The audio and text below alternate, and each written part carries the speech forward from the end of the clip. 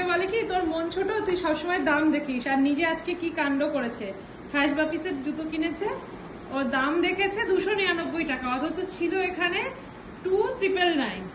একটা নয় কি চোখে দেখতে পাইনি। যখন দোকানদার বলছে যে আপনার বিল হয়েছে 3004 টাকা, তখন ও আমাকে ডাকছে যে এবং তার দাম এটা 3000 রে।